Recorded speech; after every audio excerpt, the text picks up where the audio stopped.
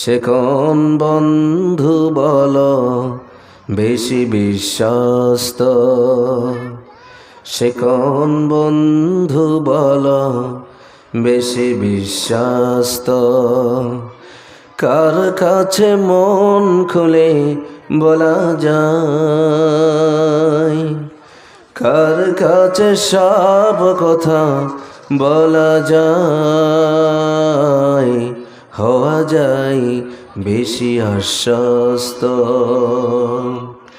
তার নাম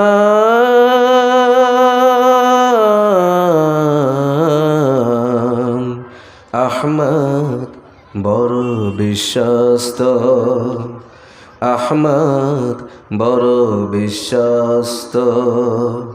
সে কোন বন্ধু বলো বড় বিশ্বাস। ভালো কাজগুলো করো, ঈমান আনয়ন করো আল্লাহর প্রতি এবং ভালো কাজ করো আল্লাহর জন্য।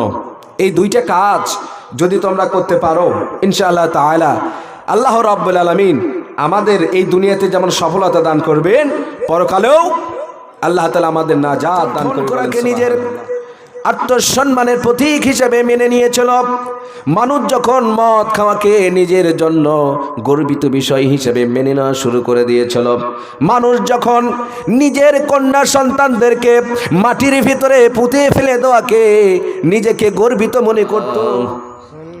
সাল্লি আলা سيدنا مولانا محمد وعلى آل سيدنا رسولنا محمد بلغ العلا بكماله كشف الدجى بجماله حسنت جميع خصاله صلوا عليه وآله بلغ العلا بكماله كشف الدجى بجماله حسنت جميع خصاله صلوا عليه وآله। বংশধর শাহী জামে মসজিদের উন্নয়ন কল্পে বিরাট ইসালে সওয়াব সভার সুযোগ্য সভাপতি আলহাজ মোহাম্মদ হাবিজুর রহমান, বিশিষ্ট সমাজসেবক বংশধর, আল্লাহ তাআলা জনাব সভাপতিকে ইসলামের জন্য কবুল করুক। আমরা জবান খুলে সকলে পড়ি আল্লাহুম্মা আমিন। এবং রয়েছেন সহসভাপতি মাওলানা মোহাম্মদ জুবাইদ আহমদ, খতিবত্ত জামে মসজিদ এবং পরিচালক তালিমুস সুন্নাহ আদর্শ নুরানী মাদ্রাসা হামিদ বাজার নন্দীগ্রাম বগুড়া। আল্লাহ তাআলা আমার স্নেহের ছোট ভাই মাওলানা মোহাম্মদ জুবাইর আহমেদ, আল্লাহ তাকেও ইসলামের জন্য কবুল করুক, সকলে পড়ি আল্লাহুম্মা আমিন। রয়েছেন প্রধান অতিথি আলহাজ মাওলানা দবিবুর রহমান, বাংলাদেশ জামাতে ইসলামের মনোনীত জাতীয় সংসদ সদস্য পদপ্রার্থী, আল্লাহ রাব্বুল আলামিন তাকেও ইসলামের জন্য কবুল করুক, সকলে পড়ি আল্লাহুম্মা আমিন। এবং রয়েছেন বিশেষ অতিথি শাহ আলম পান্না সাহেব, আল্লাহ তাআলা তাকেও ইসলামের জন্য কবুল করুক, সকলে পড়ি আল্লাহুম্মা আমিন। আজকের এই মাহফিলের প্রধান বক্তা, দ্বিতীয় বক্তা সহ যত আমন্ত্রিত আয়োজন রয়েছেন, আমি প্রাণ খুলে তাদের জন্য দোয়া করি আল্লাহ রাব্বুল আলামিন তাদেরকে সুস্থ শরীরে সহি সালামতে অত মাহফিলে পৌঁছার মতো তৌফিক দান করুক এবং তাদের মুখ থেকে এমন কথাগুলো আল্লাহ রাব্বুল আলামিন বের করে দিক যেগুলো সকলের জন্য নাজাতের ওসিলা হয়ে যায়, সকলে করে আল্লাহুম্মা আমিন। আমার মাইকের আওয়াজ যতদূর পর্যন্ত যাচ্ছে ততদূর পর্যন্ত যত মুমিন মুমিনা রয়েছেন, ইসলাম দরদি প্রিয় ভাইয়েরা রয়েছেন, বোনেরা রয়েছেন এবং আমার সামনে উপবিষ্ট আল্লাহ প্রিয় বান্দাগণ, আমি আপনাদের সকলকে ইসলামিক সম্ভাষণে আরও একটাবার সালাম প্রদর্শন করছি। আসসালামু আলাইকুম ওয়া রাহমাতুল্লাহি ওয়া বারাকাতুহু। আমরা বক্তব্যের সূচনায় সেই মহান আল্লাহ রাব্বুল আলামিনের আলিশান দরবারে শুকরগুজারি হচ্ছি যে আল্লাহ সুবহানাহু ওয়া তাআলা আমাদেরকে আজ এই বংশধর শাহী জামে মসজিদে বিরাট ইসালে সওয়াব সভার এখান থেকে আল্লাহ তাআলা কিছু কথা বলার এবং শোনার মতো তৌফিক দান করছেন। আমরা সেই মনিবের শুকরিয়া আদায় করি। জবান খুলে সকলে পড়ি আলহামদুলিল্লাহ, আরো জোরে বলি আলহামদুলিল্লাহ। আমার সাথে সকলে জবান খুলে পড়ুন সুবহানাল্লাহি ওয়া বিহামদিহি আদাদা খালকিহি ওয়া রিদা নাফসিহি ওয়া জিনাতা আরশিহি ওয়া মিদাদা কালিমাতি। আমরা সংক্ষিপ্ত বাক্যের মাধ্যমে সে আল্লাহ রাব্বুল আলামিনের শুকরগুজারি করলাম। লক্ষ কোটি দুরূদ ও সালাম বর্ষিত হোক দো জাহানের বাদশাহ যে নবী সাল্লাল্লাহু আলাইহি ওয়াসাল্লাম এই দুনিয়াতে মানুষদেরকে অন্ধকার থেকে আলোর পথ দেখিয়েছেন, যে রসুল সাল্লাল্লাহু আলাইহি ওয়াসাল্লাম দুনিয়াতে এসে পথ ভোলা মানুষদেরকে আল্লাহওয়ালা বানাইছেন, সেই রসুলের প্রতি প্রাণ খুলে হৃদয়টা উজাড় করে দিয়ে একটাবার দুরূদ ও সালাম পাঠ করে সকলে পড়ি সাল্লাল্লাহু আলাইহি ওয়াসাল্লাম।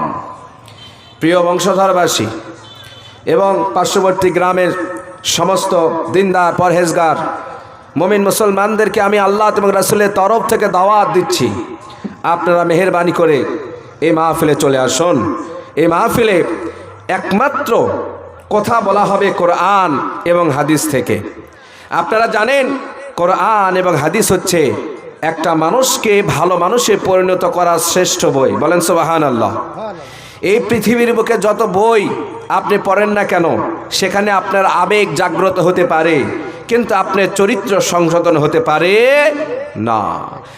একমাত্র কোরআন যেখানে রয়েছে আবেগের জায়গা, যেখানে রয়েছে সুরের জায়গা, যেখানে রয়েছে সমাজ পরিবর্তনের একটি ধারা, যেখানে রয়েছে মানুষের মন পরিবর্তনের একটি ধারা, যেখানে মানুষ শুধু তার অন্তর্গত পরিবর্তনই ঘটায় না, বরং বাহ্যিক পরিবর্তনও ঘটায়। বলেন সুবহানাল্লাহ। কোরআন এমন একটি পরশ পাথর, কোরআনের ছায়াতলে যারাই আসতে পেরেছে তারাই এই জগতে সফল কাম হয়েছে, আর পরকালে আল্লাহ রাব্বুল আলামিন তাদের জন্য অগ্রিম সফলতা ঘোষণা করেছে। চিল্লাই বলে আল্লাহু আকবার। সম্মানিত হাজিরিন, তাই আসুন, কোরআনে বলা হয়েছে যে প্রিয় বান্দারা, হে আমার ইমানদাররা, তোমরা কি করো? ঈমান আনয়ন করো আর ভালো কাজগুলো করো। ঈমান আনয়ন করো আল্লাহর প্রতি এবং ভালো কাজ করো আল্লাহর জন্য। এই দুইটা কাজ যদি তোমরা করতে পারো, ইনশাআল্লাহ তাআলা আল্লাহ রাব্বুল আলামিন আমাদের এই দুনিয়াতে যেমন সফলতা দান করবেন, পরকালেও আল্লাহ তাআলা আমাদের নাজাত দান করবে। বলেন সুবহানাল্লাহ। ওয়াজটা এটাই, ভালো কাজ করা সারা দুনিয়াতে এবং পরকালে কারো গ্রহণযোগ্যতা আছে? বলেন।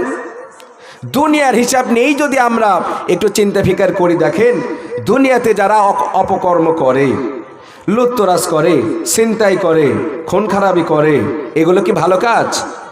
এই কাজগুলো যারা করে দুনিয়াতে আমরাই তাদেরকে ঘৃণা করি, তাই না? তাদেরকে আমরা ছোট চোখে দেখি। যদিও আমি অপরাধ করে নিজেকে প্রাউড ফিল করি, আমি নিজেকে গর্বিত মনে করি যে না, আরে আমি একটি কাজ করছি, আজকে অমুকের গলা কেটেছি, আমার মতো সেরা মাস্তান এই পৃথিবীর বুকে একটাও নাই। আমি যদিও নিজেকে গর্বিত মনে করি, ধন্য মনে করি, কিন্তু সমাজের মানুষের চোখে, পৃথিবীর মানুষের চোখে আমি হচ্ছি বিশ্ববাটপার। এই মানুষদের কোনো দাম নাই। এই দুনিয়াতে খারাপ কাজ করলে যেমন মানুষের কাছে কোনো মূল্য থাকে না, তদ্রূপভাবে আমরা যদি খারাপ কাজ করি আল্লাহ রাব্বুল আলামিনের কাছে আমাদের কোনো মূল্য নাই। আল্লাহ তো দেখবেন দুনিয়াতে আমাদেরকে প্রেরণ করেছেন যে বান্দা, তোমরা দুনিয়াতে গিয়ে কে ভালো কাজ করো, কে মন্দ কাজ করো। ভালো কাজ করলে আমি আল্লাহ রাব্বুল আলামিন তোমাদেরকে নাজাত দিয়ে দিব, আর মন্দ কাজ করলে আমি তোমাদেরকে এমন শক্তভাবে ধরব যেখান থেকে পালানোর মতো কোনো জায়গা তোমরা খুঁজে পাবে না। প্রিয় হাজিরিন, তাই সময় আছে এখনো আমাদের হাতে। যদি 1 মিনিট সময় থাকে, সেই সময়টা আমি কোন পথে ব্যয় করব? চিল্লাই বলতে হবে, কোন পথে ব্যয় করব? ভালো কাজে ব্যয় করব। যদি আমার হাতে 1 ঘন্টার সময় আল্লাহ রাব্বুল আলামিন দান করেন, 1 ঘন্টার সময় আল্লাহর রাস্তায় আমাদের ব্যয় করা লাগবে। যদি আল্লাহ রাব্বুল আলামিন আমাদেরকে একটা দিন হায়াতের পঞ্জি বানিয়ে দিয়ে দুনিয়াতে বাঁচার সুযোগ করে দেয়, তাহলে একটা দিন ওই আল্লাহর পথে আমাদেরকে ব্যয় করা লাগবে। তার মানে হচ্ছে আল্লাহর পথটাই হচ্ছে ভালো পথ, আল্লাহর পথটাই হচ্ছে ইসলামের পথ, আল্লাহর পথটাই হচ্ছে যেই পথ রাসূলুল্লাহ সাল্লাল্লাহু আলাইহি ওয়াসাল্লাম গোটা বিশ্বের মানুষদেরকে পূর্ণরূপে ব্যক্ত করে দিয়েছেন, ব্যাখ্যা করে দিয়েছেন। এর নামই হচ্ছে ভালো পথ। বলেন সুবহানাল্লাহ। এই দুনিয়াতে খারাপ যখন ছেয়ে গিয়েছিল, মানুষ যখন খুন করাকে নিজের আত্মসম্মানের প্রতীক হিসেবে মেনে নিয়েছিল, মানুষ যখন মদ খাওয়াকে নিজের জন্য গর্বিত বিষয় হিসেবে মেনে নেওয়া শুরু করে দিয়েছিল, মানুষ যখন নিজের কন্যা সন্তানদেরকে মাটির ভিতরে পুঁতে ফেলে দেওয়াকে নিজেকে গর্বিত মনে করত, সেই সময় অন্ধকারের যুগ, এমন খারাপ সময়ে আল্লাহ রাব্বুল আলামিন এমন আলোকবর্তিকা প্রেরণ করেছেন, যে আলোকবর্তিকার সংস্পর্শে যারা এসেছে এরা দুনিয়ায় আলোকিত করেছে, আল্লাহ রাব্বুল আলামিন পরকালে তাদের আমলটাকে আলোকিত করে দিবেন। বলেন সুবহানাল্লাহ। তাহলে আমাদের জীবন আলোকিত করার জন্য কার সংস্পর্শে আসা দরকার? এই কোরআনের। এই কোরআন হচ্ছে এমন একটা লাইট, এমন একটি পাওয়ার, যে পাওয়ারের সংস্পর্শে আসলে ওই মানুষরা যেমন আলোকিত হয়ে যায়, তেমনি ভাবে তার পরিবার, তার সমাজ, তার রাষ্ট্র সকলে এই কোরআনের ছায়াতলে আসলে সুন্দর হয়ে যায়। বলেন সুবহানাল্লাহ। আমরা দুনিয়াতে তো এই সেই চেষ্টাই করতেছি যে আমরা আমাদের জীবন কিভাবে ভালো চলতে পারে, আমাদের সমাজ কিভাবে ভালো করে চলতে পারে, আমাদের রাষ্ট্র কিভাবে ভালো চলতে পারে, এর জন্য আমরা ব্যাপক আলোচনা করতেছি, ব্যাপক পরিকল্পনা করতেছি, কিন্তু কোনো লাভ হচ্ছে না। কেন হচ্ছে না? আমরা কোরআন বুঝতেছি না। কোরআনুল কারীমে আল্লাহ রাব্বুল আলামিন যতগুলো নীতি এবং নৈতিকতার কথা বলেছেন, একটা নীতি এবং নৈতিকতা মানব বিরোধী কোনো কথা বলে না, বরং এর ভিতরে যা আছে সমস্ত মানবতার কথা বলে। বলেন সুবহানাল্লাহ। দেখেন, কোরআনের কিছু দলিল আমি আপনাদেরকে দেই। আল্লাহ রাব্বুল আলামিন খুব সুন্দর করে কোরআনুল কারীমের মধ্যে বলেছেন, হে দুনিয়ার মানুষেরা, আল্লাহ তাআলা বলেন, ইয়া আইয়ুহাল্লাযীনা আমানু লিমা তাকুলুনা মা লা তাফআলুন কাবুরা মাকতান ইনদাল্লাহি আন তাকুলু মা লা তাফআলুন। আল্লাহ রাব্বুল আলামিন বলেন, হে ঈমানদাররা, তোমরা সেই কথা বলো না যা নিজেরা করো না। কোরআনে শাশ্বত বাণী মানুষদেরকে চোখে আঙ্গুল দিয়ে দেখিয়ে দিচ্ছে, দুনিয়ার মানুষেরা তুমি যা করো না সেইটা কেন মানুষকে বলতে যাও।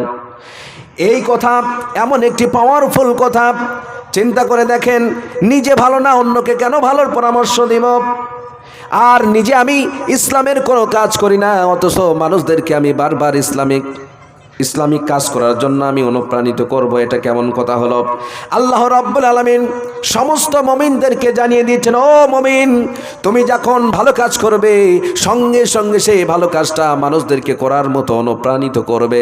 তুমি মানুষদেরকে যেইটা বলবে সেইটা কিন্তু তোমাকেও পালন করতে হবে। বলেন সুবহানাল্লাহ। আজ আমরা এখানে কোরআন থেকে কথা বলি, হাদিস থেকে কথা বলি। আল্লাহ রাব্বুল আলামিন আমাদেরকে সতর্ক করে দিয়ে বলতেছেন, হে বক্তা, হে ওয়াজিন, তোমরা যারা আছো এমন কথা তোমরা বলবা না যেই কথা তোমরা আমল করতে পারো না। আগে নিজে আমল করো, মানুষদেরকে তা প্রচার করে দাও। আল্লাহ তাআলা বলতেছেন, কাবুরা মাকতান ইনদাল্লাহি আন তাকুলু মা লা তাফআলুন। কাবুরা মাকতান ইনদাল্লাহ, নিশ্চয় আল্লাহ রাব্বুল আলামিনের কাছে সবচাইতে ঘৃণিত কাজ হচ্ছে যে তুমি নিজে যেইটা করো না তা মানুষের কাছে তুমি বলে বলে বেড়াও। এইটা কিন্তু আল্লাহ রাব্বুল আলামিনের কাছে সবচাইতে বড় গর্হিত, বড় ঘৃণিত কাজ বলে আল্লাহ তাআলা চিহ্নিত করেছেন। এখন আপনি দেখেন কোরআন কত সুন্দর কথা বলল। এইটা যদি আমাদের জীবনে বাস্তবায়ন করি, তাহলে বলেন তো নিজে আমল না করে কি থাকতে পারবো? নিজে যদি আমি ভালো না হই তাহলে মানুষকে কেমন করে আমি ভালোর পথে আনতে পারবো? অতএব ভালো হতে হবে নিজে ভালো হয়ে মানুষদেরকে কোরআনের পথে আমরা তাদেরকে আহ্বান করতে পারবো। আমি সুদ খাই, আমি যদি হুজুর মানুষ হয়ে আমি সুদ খাই আর যদি মানুষদেরকে সুদের থেকে বিরত থাকার মতো পরামর্শ দেই, কোনো মানুষ, একটা চিন্তাশীল মানুষ আমার কথাকে গ্রহণযোগ্য মনে করবে না, বলবে হুজুর তুমিও তা ওই জাতের, আমিও সেই জাতের, তাই না? আর আমি যদি জিনাখার হই, আমি যদি কুচক্রী হই, আর আমি যদি নিজের নফসের তাড়নায় খারাপ কাজ করে বলি, আর আপনাদেরকে যদি আমি বলি ভাইরে ইসলাম তো এগুলো করা বারণ করেছে, কেউ হয়তো আপনাদের ভিতরে থেকে উঠে বলবে হুজুর আগে নিজের সরকায় তেল দেন, এই কথা বলবে। এই জন্য নিজে আগে আমাদেরকে পিউরিফাই হতে হবে, নিজের নফসটাকে শুদ্ধ করতে হবে। নিজের নফস যদি আমরা শুদ্ধ না করি তাহলে আমার দেহের কোনো দাম নাই, কোনো দাম নাই। পেয়ারা হাজরিন, কোরআন থেকে আমি কত কথা বলবো, যদিও এখানে শ্রোতা মণ্ডলীর সংখ্যা কম, মানুষ হয়তো মনে করতেছে সন্ধ্যাবেলায় আবার কি ওয়াজ হবে, এই জন্য হয়তো বাইরে বসে থেকে শুনতেছেন। আমি আপত্তি করি না, আপনি সেখান থেকে শোনেন, আপত্তি করি না, তবে দিলের কানটা একটু ফালিয়ে শুনবেন, অন্তর দিয়ে কথাগুলো শুনবেন, নিজেকে পরিশুদ্ধ করার মতো কথাগুলো আপনার হৃদয়ে যাতে টাচ করে সেই কথাগুলো আপনাদেরকে শোনা লাগবে। আর মনে মনে চিন্তা ভাবনা করা লাগবে, হাই রে দুনিয়াতে কত পাপ করেছি, কত অপরাধ করেছি, জেনে না জেনে মানুষের কত অন্যায় কাজ করেছি, আহারে কত মানুষের ক্ষতি আমি করেছি। এগুলো এখন যদি আল্লাহ রব্বুল আলামিন আমার হায়াতের পুঁজি শেষ করে দেয়, এখন যদি আজরাইল আলাইহিস সালাম এসে যায়, তাহলে আল্লাহর জাহান্নামে যাওয়া ছাড়া আমাদের কোনো আর উপায় থাকবে না। থাকবে? কোনো থাকবে, আমাদের তো কোনো উপায় নাই, উপায় নাই। আহারে আমরা মানব জাতি, আমরা আল্লাহকে ভুলে বসে আছি। অথচ যে আল্লাহ রব্বুল আলামিন, সেই মহান আল্লাহ রব্বুল আলামিন আমাদেরকে বারবার ডাকতে থাকে, এমনকি যখন তাহাজ্জুদের সময় হয়ে যায় আল্লাহ তাআলা কুদরতিভাবে প্রথম আসমানে দেখে নেমে আসে, এসে বলতে থাকে রে বান্দারা কে কোথায় আছো, কে অপরাধী, আজ আমার কাছে মাপ চাও, আমি আল্লাহ তাআলা তোমাদের জীবনের গুনাহ খাতাগুলো মাফ করে দেব। বলেন সুবহানাল্লাহ। কে আছো দুনিয়াতে অসুস্থ, একটু মেহেরবানি করে আমি আল্লাহ রব্বুল আলামিন তোমাদের কথা শোনার জন্য আমি রেডি হয়ে আছি, মেহেরবানি করে আমার বান্দারা আমার কাছে কিছু চেয়ে নাও, আমি আল্লাহ তাআলা তোমার চাওয়ার আগে তা পূরণ করে দেব। বলেন সুবহানাল্লাহ। এমন রব আমরা পাইছি, অথচ সেই রবকে আমরা ভুলে বসে আছি। আপনারা বলবেন হুজুর কেমনে ভুলে থাকলাম? আরে কেমনে মানে, আমরা তো ভুলেই আছি, সব সময় ভুলে থাকি। যদি ভুলেই না থাকি তাহলে আমাদের দ্বারা এত অপকর্ম হয় কেন, এত পাপ কাজ হয় কেন? কেন হয়? কেননা আমাদের দিলের ভিতরে আল্লাহর স্মরণ নাই। আল্লাহর স্মরণ আছে? আল্লাহর স্মরণ নাই। এই জন্য আল্লাহ রাব্বুল আলামিন বলেন, হে আমার বান্দারা ফাযকুরুনি আযকুরকুম ওয়াশকুরুলি ওয়ালা তাকফুরুন। বান্দা স্মরণ করো আমাকে, আমিও স্মরণ করব তোমাকে। আর আমার স্মরণ থেকে তুমি বিমুখ হয়েও না রে বান্দা, তুমি আমাকেই স্মরণ করো, আমাকে স্মরণ করলে আমিও আল্লাহ রাব্বুল আলামিন তোমাকে স্মরণ করব। বলেন সুবহানাল্লাহ। এই যে আমরা মাহফিলে আসলাম, একবার সুবহানাল্লাহ পড়লাম, একবার যদি আমরা এই দুনিয়াতে আল্লাহু আকবার ধ্বনি আমাদের জিহ্বা দ্বারা, আমাদের কণ্ঠ দ্বারা একবার যদি উচ্চারিত হয়ে যায়, আল্লাহর কসম করে বলি এইটার যে কি দাম বেঁচে থাকতে আমরা বুঝতে পারবো না।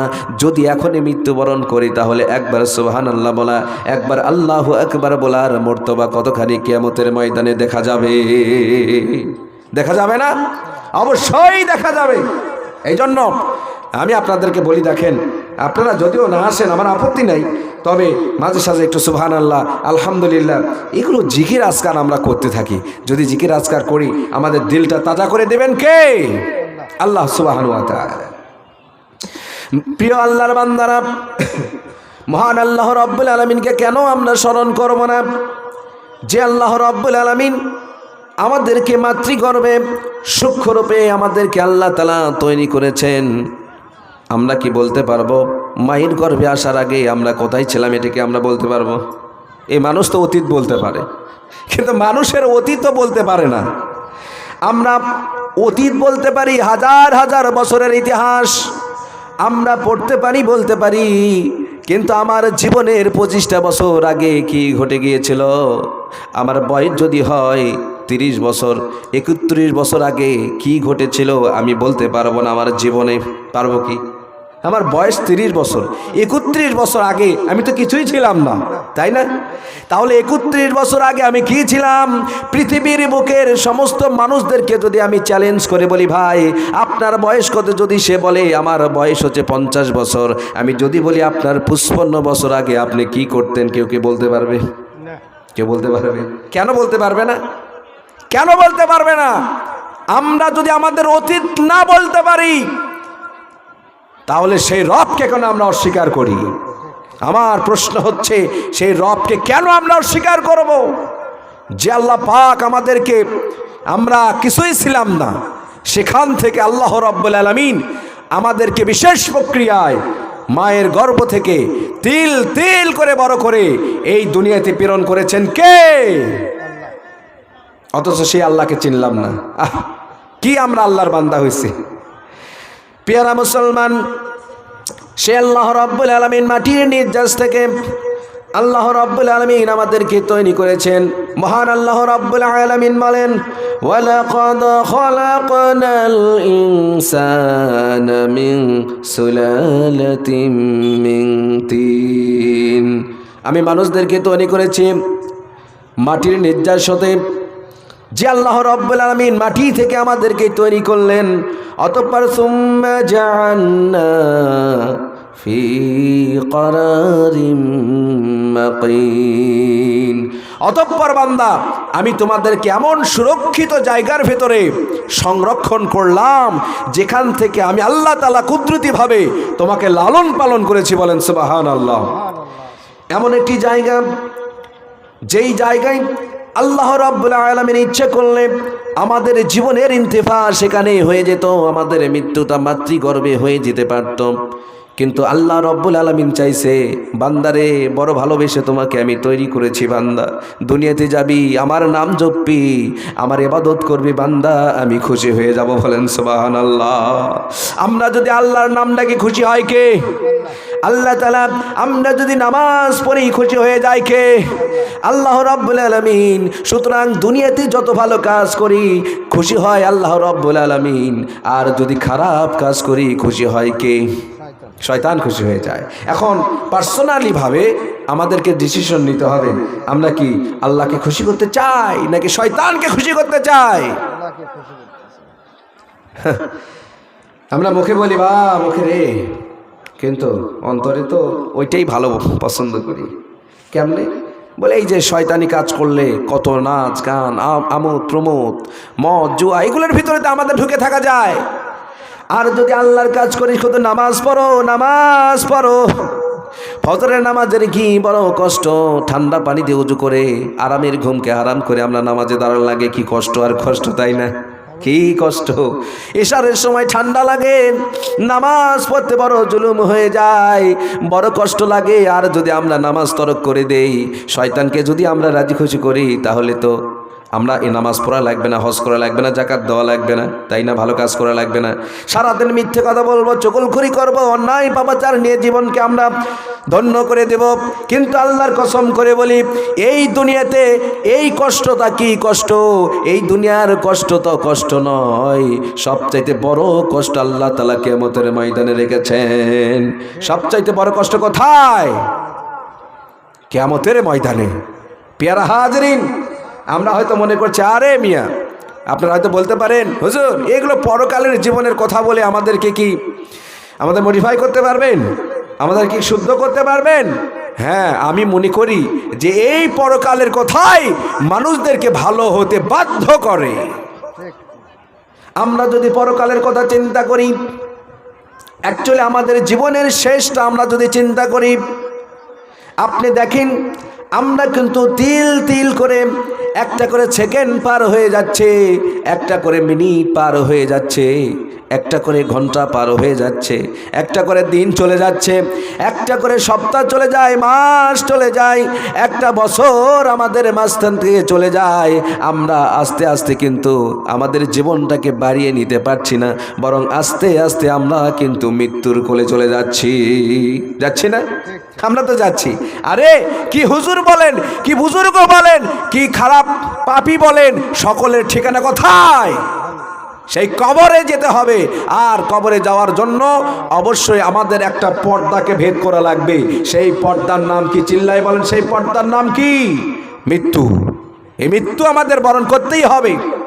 আপনি বিজ্ঞানীদের থেকে প্রশ্ন করেন যে বিজ্ঞানীরা বলো তো মানুষের মৃত্যু কেন হয়?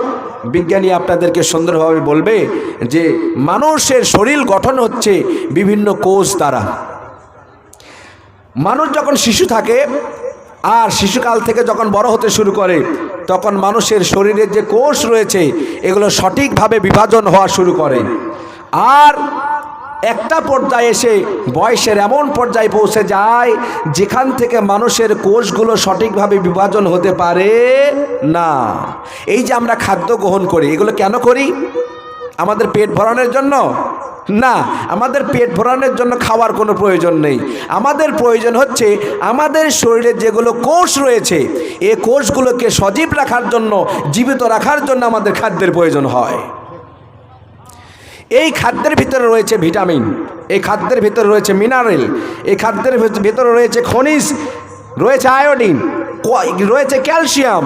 এগুলো হচ্ছে আমাদের এই শরীরের দেহের ভেতরে যত কোষ রয়েছে, যত সেল রয়েছে, এগুলো ভক্ষণ করে। আর খাদ্যর ভিতর থেকে এই নির্যাসগুলো আমাদের সেলগুলো গ্রহণ করে। বিজ্ঞানীরা বলেন একটা পর্যায়ে হয়ে যায় যখন মানুষ খাদ্য গ্রহণ করে কিন্তু তার থেকে কোনো,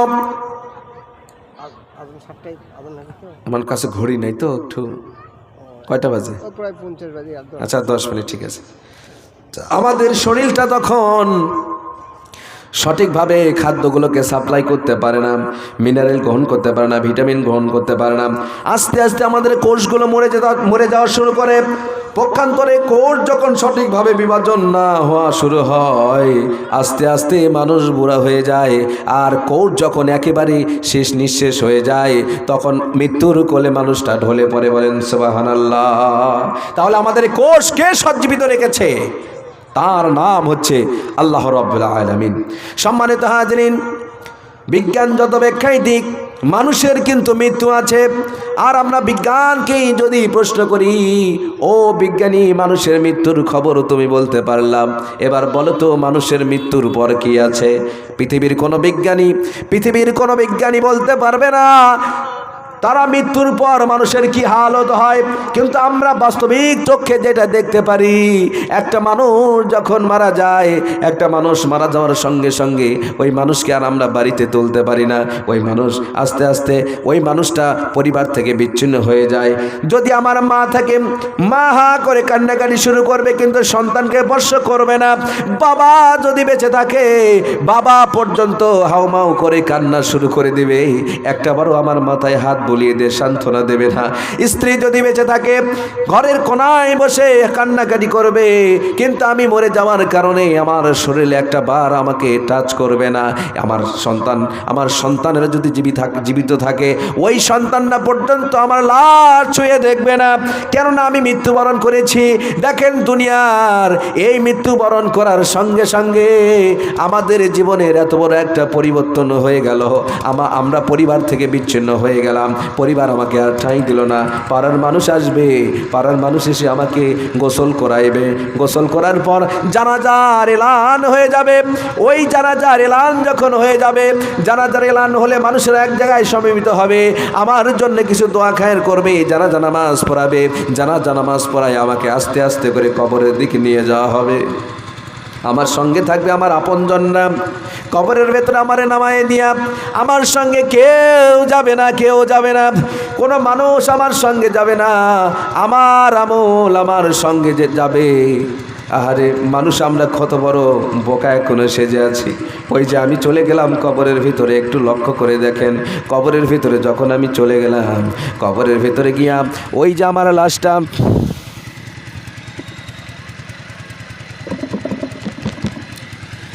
কবরের ভিতরে নামায় দিয়ে আসলো।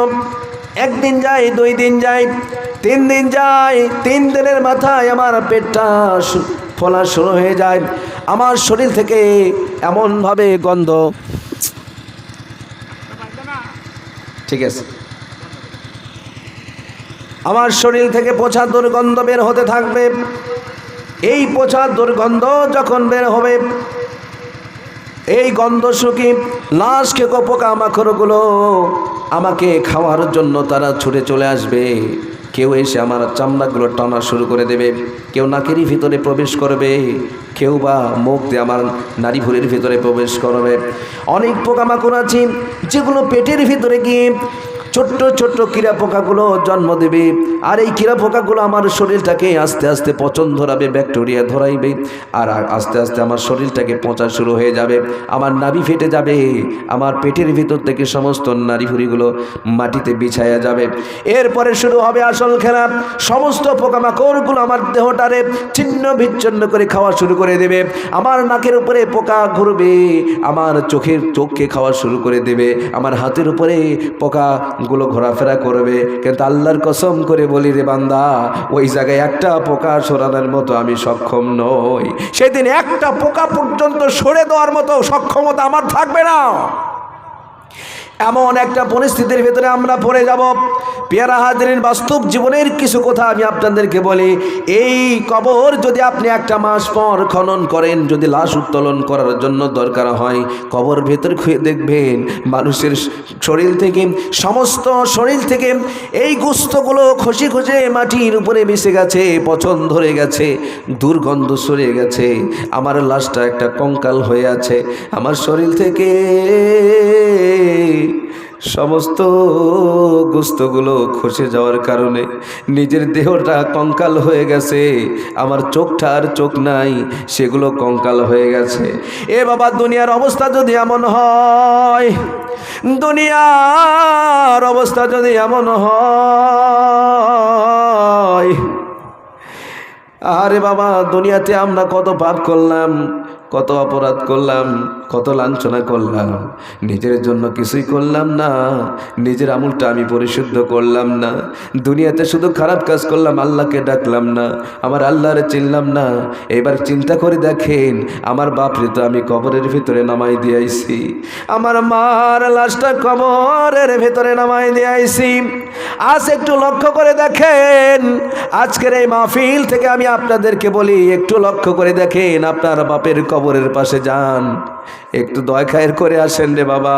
দেখেন আপনার বাবা আপনার জন্য সাড়া দেয় কিনা। একদিন আমাদেরকে কবরের ভিতরে যাওয়া লাগবে, আমাদের লাশ বিচ্ছিন্ন হয়ে যাবে, কঙ্কাল হয়ে যাবে। একদিন দেখা যাবে আমার শরীরের আর হাড্ডি হুড্ডিগুলো থাকবে না, সব মাটির সঙ্গে মিশে যাবে। ও দুনিয়ার মুসলমানেরা, এই দুনিয়াতে কত পাপ করলাম, অপরাধ করলাম, আমাদের জীবনের সব কিন্তু শেষ হয়ে যাবে।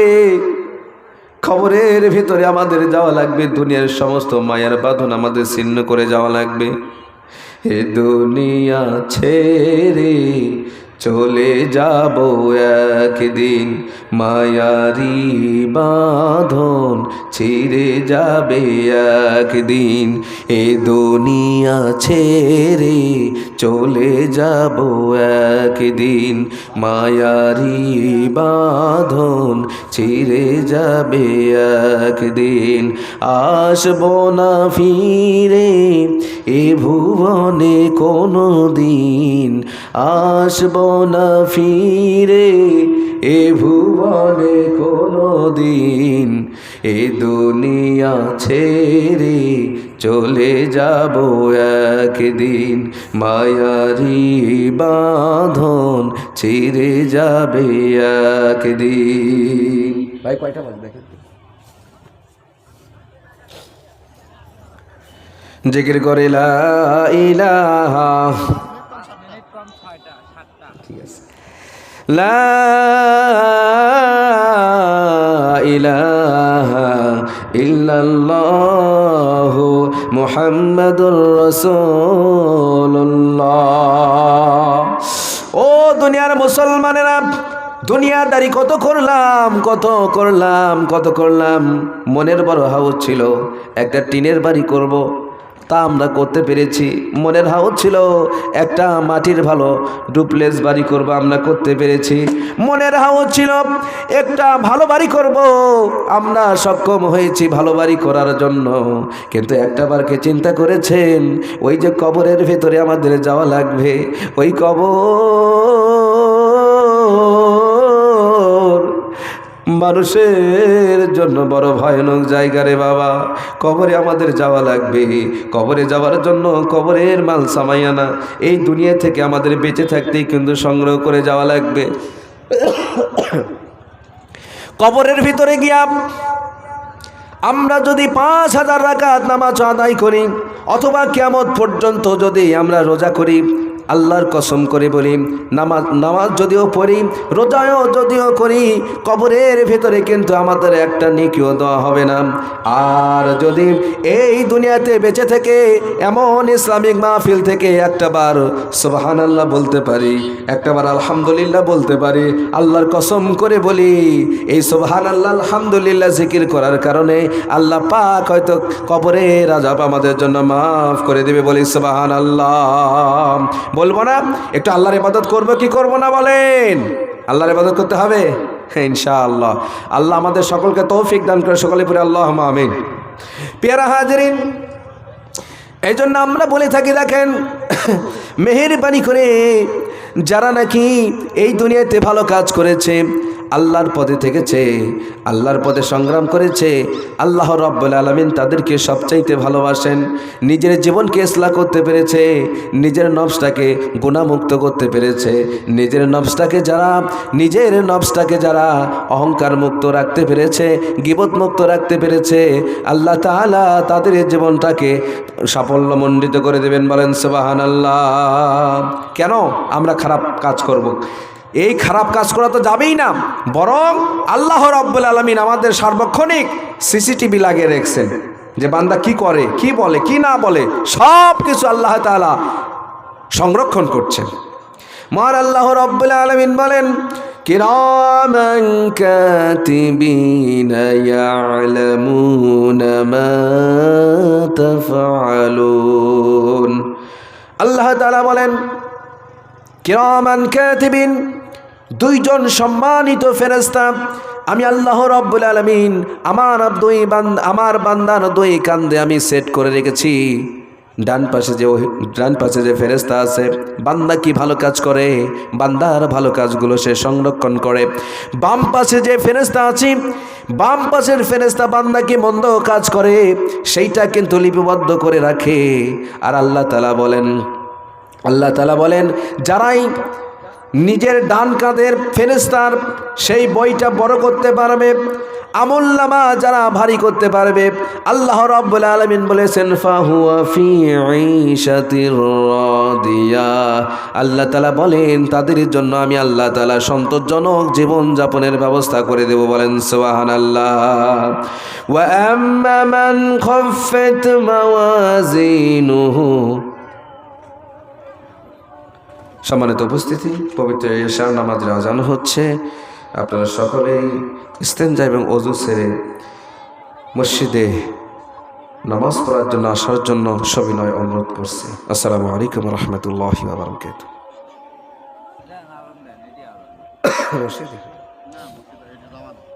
জামাতের পরিবেশ নেই তো, বন্ধ করে